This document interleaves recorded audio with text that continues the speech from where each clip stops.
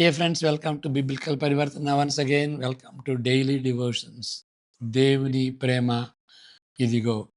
November 14కి చెందినటువంటి వాక్య భాగం హెబ్రీ పత్రిక 9వ అధ్యాయం. మన మనస్సాక్షిని నెమ్మది పరిచేది ఇదిగాక మరేమన్నది.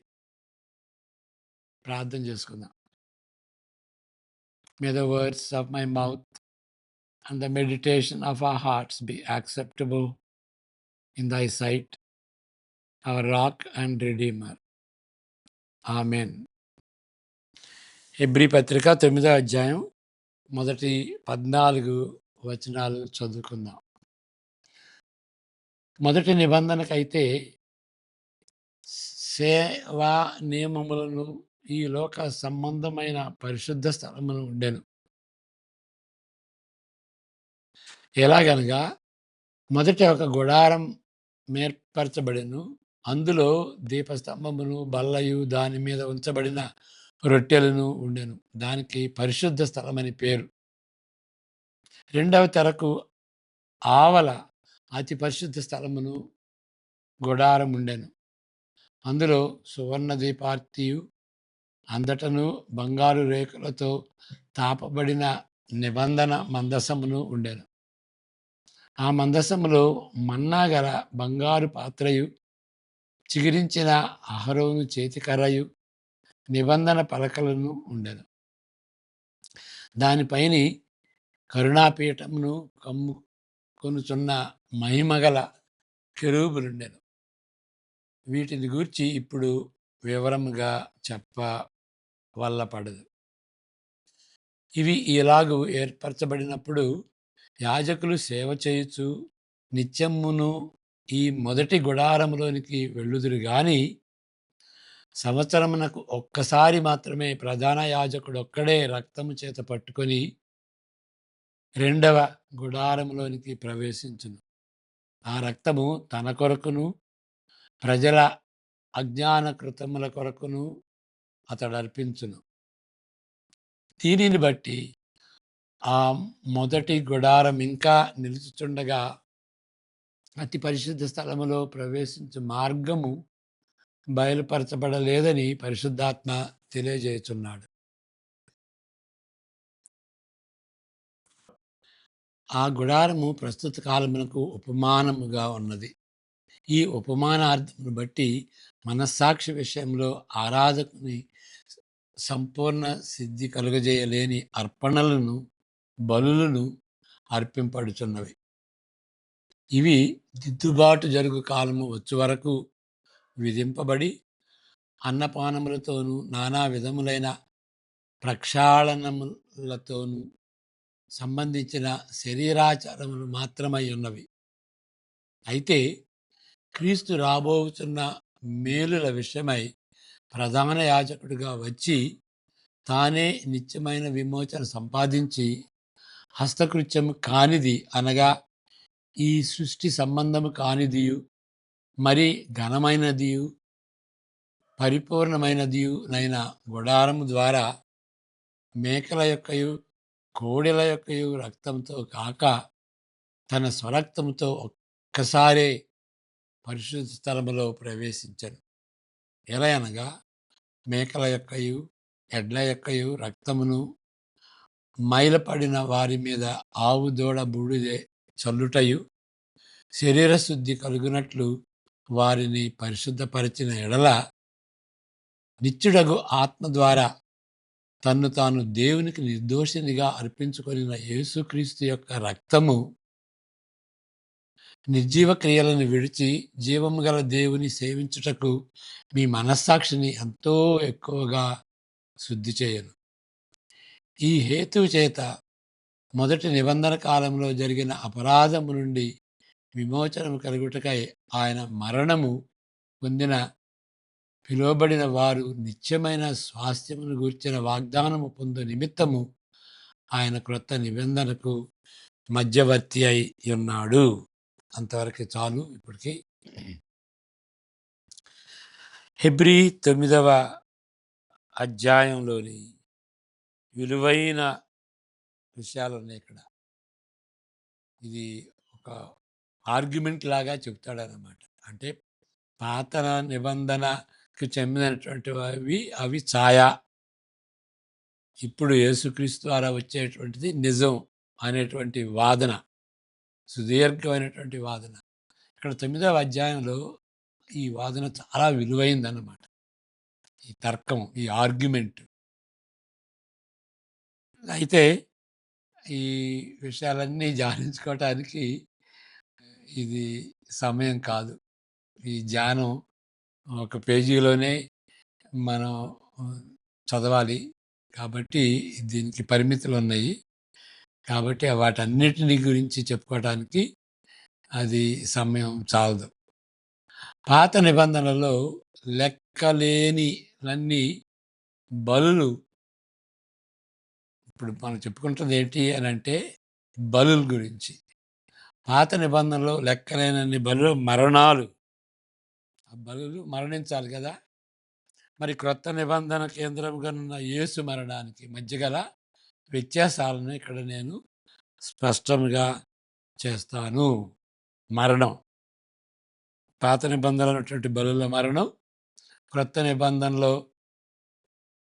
నిబంధనకు కేంద్రంగా ఉన్నటువంటి యేసుక్రీస్తు యొక్క మరణం. ఈ 2 మరణాలు, దానికి ఉన్నటువంటి తేడాలు మనం గమనిద్దాం. ఇక్కడ 2 విషయాలు. మొదటిగా, ఇంతవరకు రచయిత చెప్పిన వాటిపై తన తర్కము కొంతవరకు ఆధారపడి ఉన్నది. ప్రత్యక్ష గుడారము, లేవి యాజకత్వం మొదటి నుండి ఇది కేవలం తాత్కాలిక సంస్థలుగా ఉద్దేశింపబడి నిబంధన ప్రజలకు కొన్ని ముఖ్యమైన పాఠాలను బోధిస్తూ క్రీస్తుతో ముడిపడిన వాస్తవాన్ని సూచించేవిగా ఉండిన ఎడల ఇక్కడ 3 విషయాలు గమనిస్తాం. ఏంటంటే, మొదటిది ఏంటంటే తాత్కాలికంగా ఉండేటువంటి నిబంధన. ఇవన్నీ కూడా ప్రత్యక్ష గుడారం కానీ, యాజకత్వం కానీ, ఇవన్నీ కూడాను తాత్కాలిక సంస్థకి చెందినవి అన్నమాట. రెండవది ఏంటి అంటే, దీని గురించి ఈ పాఠకులు నేర్చుకోవాల్సినటువంటి ఆ పాఠాలు ఉన్నాయి. ఎవరికైతే ఆ నిబంధన ఉన్నదో దాని గురించి కొన్ని పాఠాలు నేర్చుకోవాలి. మూడవది ఏంటంటే, ఇవన్నీ కూడాను తాత్కాలికంగా ఉన్నప్పటికీ అవి యేసుక్రీస్తును సూచించేటువంటివిగా ఉన్నాయి. యేసుక్రీస్తు వాస్తవం. అవి ఛాయ, ఇది వాస్తవం. దాని యాంటీ టైప్ అంటారు ఇంగ్లీష్లో. టైపు అంటే ఛాయ, యాంటీ టైప్ అంటే వాస్తవం, లేకపోతే నిజం, యథార్థం, అసలు అని. కాబట్టి ఈ 3 విషయాలని ఈ రచయిత పాత నిబంధనలో ఉన్నటువంటి ఈ 3 విషయాలని గుర్తు చేస్తున్నాడు ఇక్కడ రచయిత, హెబ్రీ రచయిత.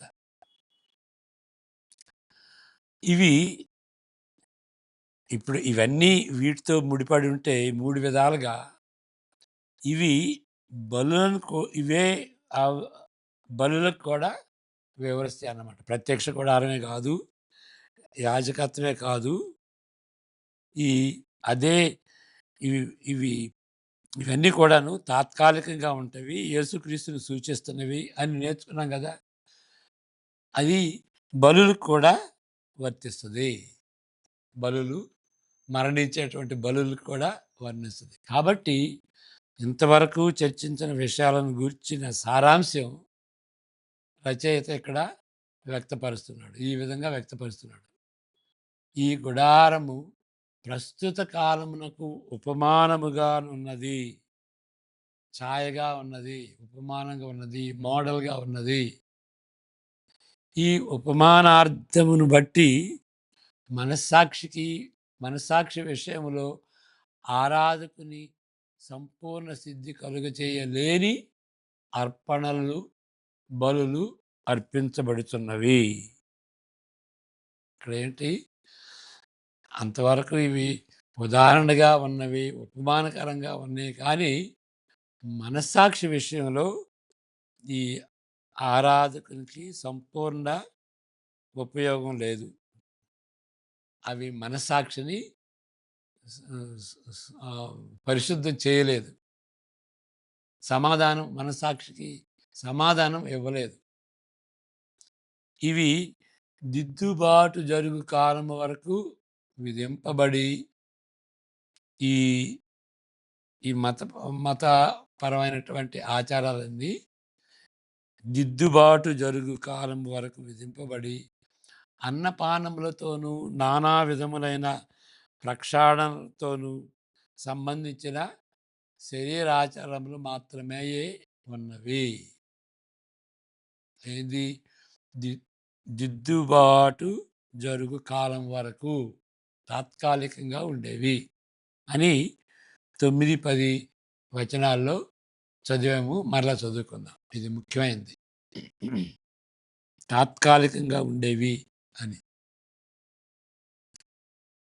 ఆ గుడారము ప్రస్తుత కాలమునకు ఉపమానముగా ఉన్నది. ఈ ఉపమానార్థమును బట్టి మనస్సాక్షి విషయములో ఆరాధకునికి సంపూర్ణ సిద్ధి కలుగజేయలేని అర్పణలను బలులను అర్పింపబడుతున్నవి. అది ఇవి దిద్దుబాటు జరుగు కాలం వరకు వచ్చు వరకు విధింపబడి అన్నపానములతోనూ నానా విధములైన ప్రక్షాళనములతోనూ సంబంధించిన శరీరాచారములు మాత్రమై ఉన్నవి అని మనం గమనించాలి. అంటే శరీరాచారాలనే కానీ మనస్సాక్షిని మాత్రం వాటికి మనస్సాక్షిని శుద్ధి చేయడానికి ఉపయోగపడవు. రెండవ విషయం, బలుల పునరావృతం, రిపిటేషన్. ఒకసారి బలి అర్పిస్తే సరిపోదు, ప్రతి పండక్కి బలి అర్పించాలి. ఎప్పుడు పాపం చేస్తే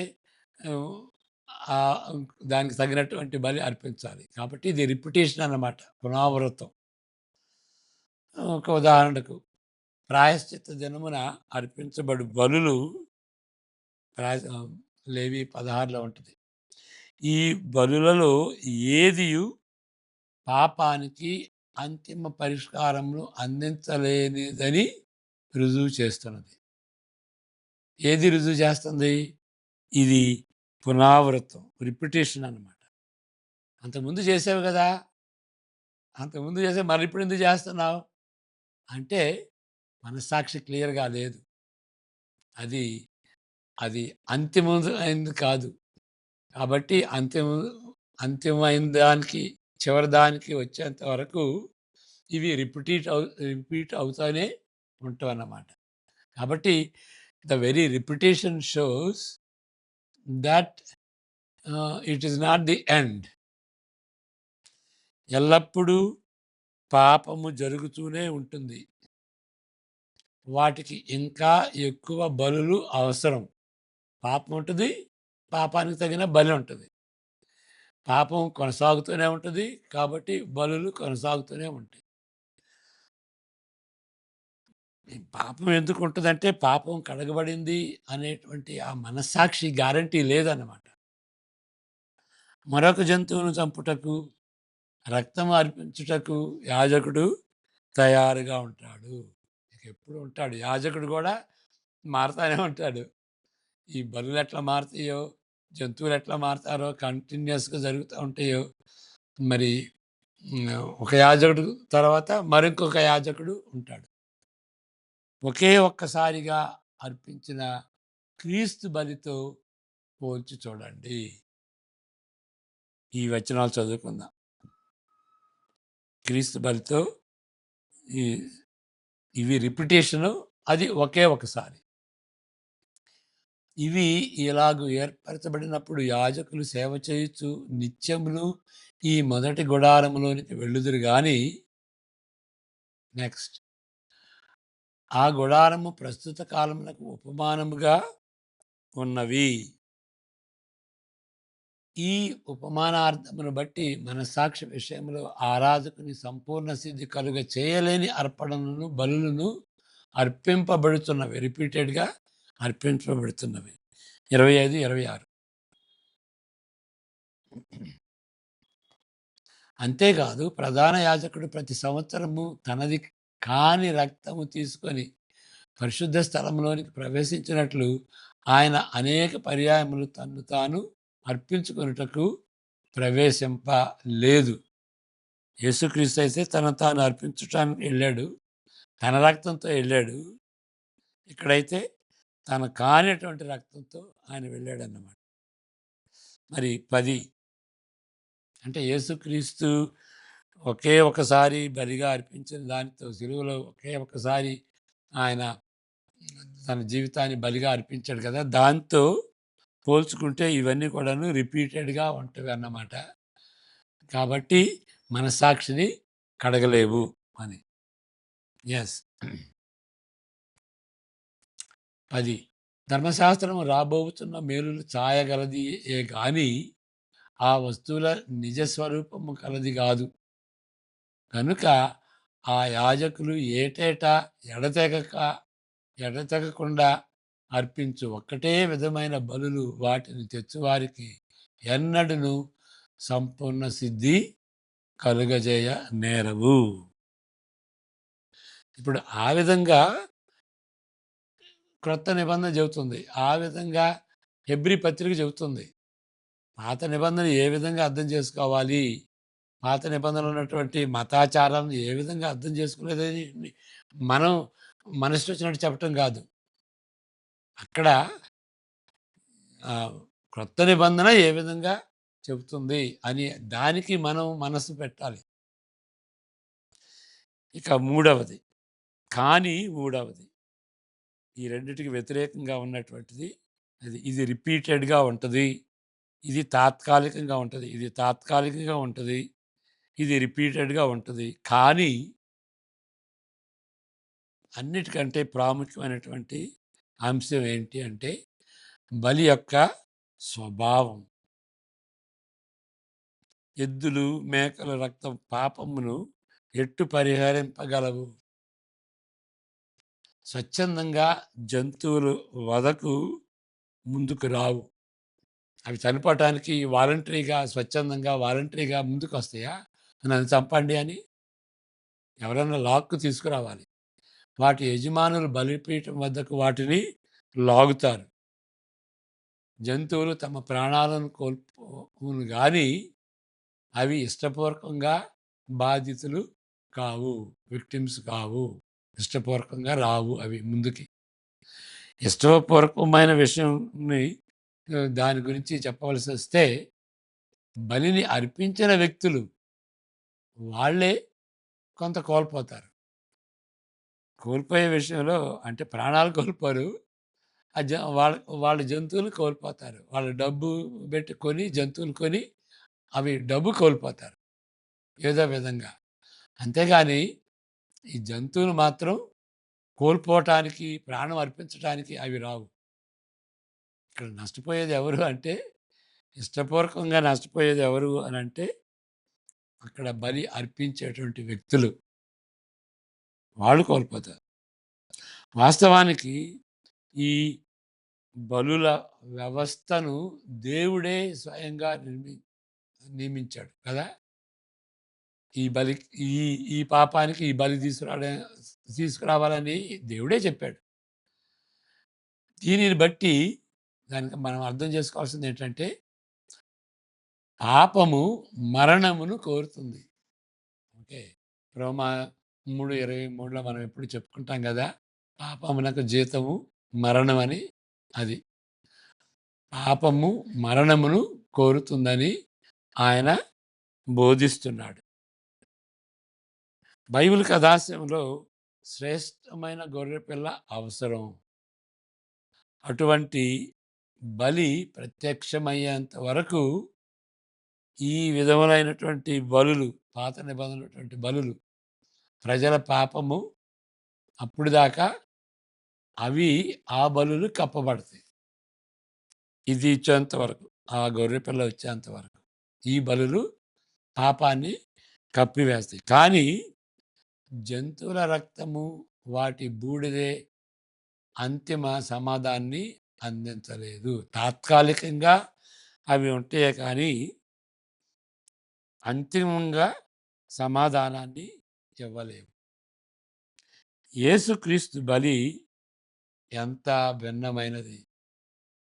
ఆయన నిత్య ఆత్మ ద్వారా తన్ను తాను దేవునికి నిర్దోషినిగా అర్పించుకొనిన క్రీస్తు యొక్క రక్తము అనగా పరిశుద్ధాత్మ ద్వారా కాదు, నిత్యమైన సొంత ఆత్మ ద్వారా.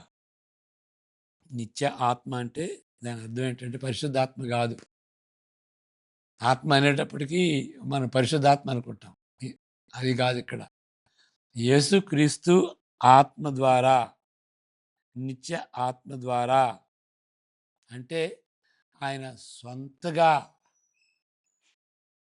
సొంత మనస్సుతో తన చిత్తంతో తన చిత్తంతో సంతోషంగా అర్పించినటువంటి కార్యం ఇది. అది అత్యున్నతమైనటువంటి స్వచ్ఛందమైనటువంటి బలి. అంటే తనకు తానుగా సంతోషంగా అర్పించినటువంటి బలి. ఆ బలి ద్వారా తండ్రి యొక్క ప్రణాళిక కుమారుడు దాన్ని సొంతం చేసుకున్నాడు. ఇది చాలా ముఖ్యమండి. నిత్యమైన సొంత ఆత్మ అంటే అర్థం ఏంటి అంటే యేసుక్రీస్తు తన ఇష్ట ప్రకారం స్వచ్ఛందంగా ఆ అత్యున్నతమైనటువంటి బలిని అర్పించాడు. అదొకటి. ఇక్కడ ఇంక మరొకటి గమనించాల్సింది ఏంటంటే తండ్రి యొక్క ప్రణాళిక, రక్షణ ప్రణాళికను కుమారుడు సొంతం చేసుకున్నాడు. సొంతం చేసుకుని ఇది నేను స్వచ్ఛందంగా నేను బలి అర్పిస్తాను. అంతేగాని ఆ దేవుడు ప్రణాళిక వేసుకున్నాడు, ఇక ఏదో ఆయన చిత్తం చేయాలి కాబట్టి అని ఏదో బలవంతాన ఆయన లాగినట్టుగా ఆయన మరి పశువుల బలి ఆయన అర్పించలేదు. మనిషి పాపానికి మనిషి బలి, పాపానికి పాపం లేనటువంటి బలి అది ఎక్కడా లేరు. కాబట్టి యేసుక్రీస్తే మానవుడిగా వచ్చాడు. అదొకటి. రెండవది ఏంటంటే సొంతగా ఇచ్చాడు, సంతోషంగా ఇచ్చాడు. For the Joy that is set before him he endured the cross. మన రక్షణ నిమిత్తమై ఆ సంతోషం, ఆయన యొక్క బలిని బట్టి ప్రజలు రక్షింపబడతారు, దేవునితో సంబంధం కలుగుద్ది అనేటువంటి ఆ మనసుతో ఆయన స్వచ్ఛందంగా సంతోషంగా తన జీవితాన్ని బలిగా అర్పించాడు. ఇక మూడవది ఏంటి అంటే వేరే విధంగా చెప్తే దేవుని యొక్క ప్రణాళికను ఆయన సొంతం చేసుకున్నాడు. ఆయన ఆయన సొంతం చేసుకుని ఆ రక్షణ ప్రణాళిక నీదైతే ప్రభువా, నాకు కూడా ఇష్టమే, వాళ్ళు రక్షింపబడాలి అని సంతోషంగా స్వచ్ఛందంగా తన జీవితాన్ని బలిగా అర్పించాడు. ఇది అపారమైనది, యోగ్యమైనది. దీనికి అంచనా వేయలేం. అంచనా వేయలేని ప్రాముఖ్యమైనటువంటి బలి. అందువలన యేసు తన రక్తమును, తన ప్రాణమును హింసాత్మకంగా వైలెంట్లీ, మరి శిలువ మరణం అంటే ఇక చెప్పశక్యం కానటువంటి మరణం, వైలెంట్ అన్నమాట, వైలెంట్ డెత్. రక్తం కార్చేటువంటి ఆ బలి ఏదో గొంతు పిసకటమే కాదు, లేకపోతే ఏదో ఏదో రీతిగా అంటే రక్తం కార్చేటువంటి బలి. ఏదో జస్ట్ డబ్బులాగా, పువ్వుల్లాగా,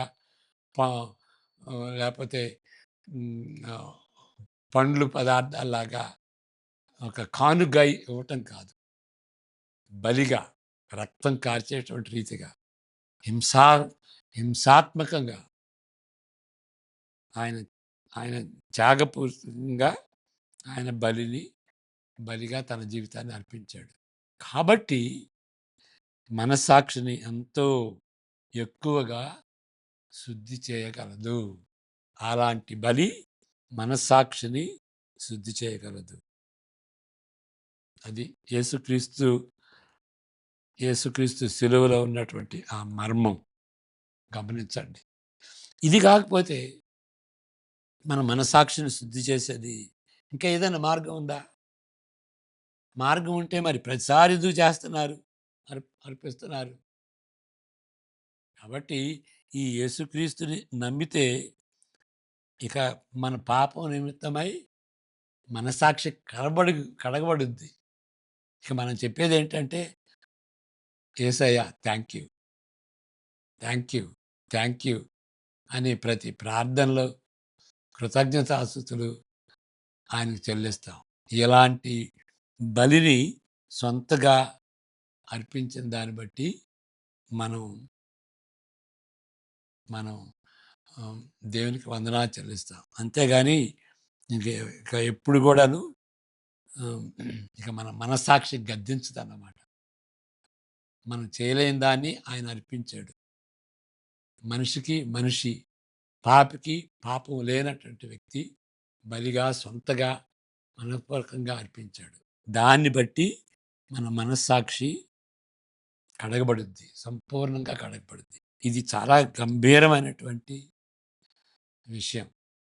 అలాంటి మనస్సాక్షి కలిగినప్పుడు మన దేవునికి వందనాలు చెల్లిస్తాం.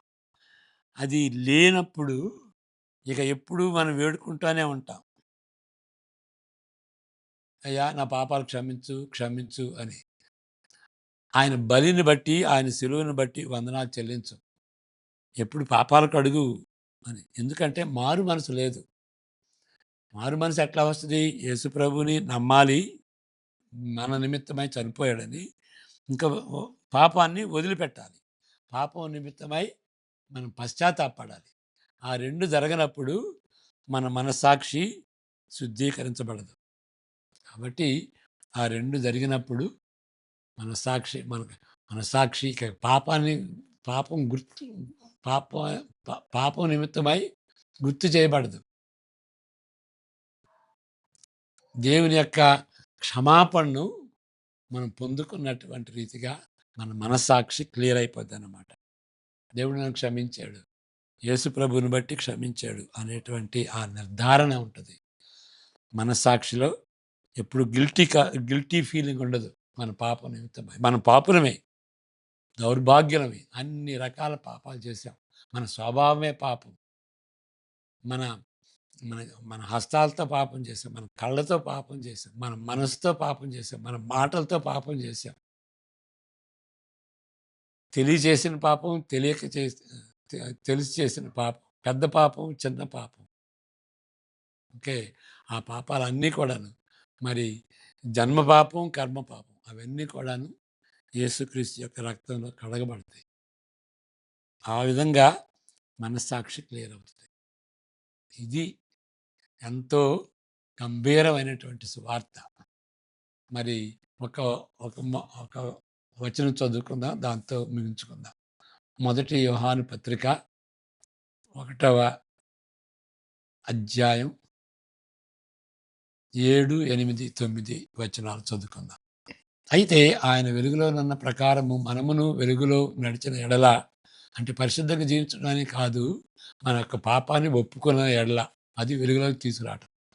మనము అన్యోన్య సహవాసం గలవారమై ఉన్నాము. అప్పుడు ఆయన కుమారుడైన యేసు రక్తము మనం ఒప్పుకున్నటువంటి పాపాలన్నిటి నుండి,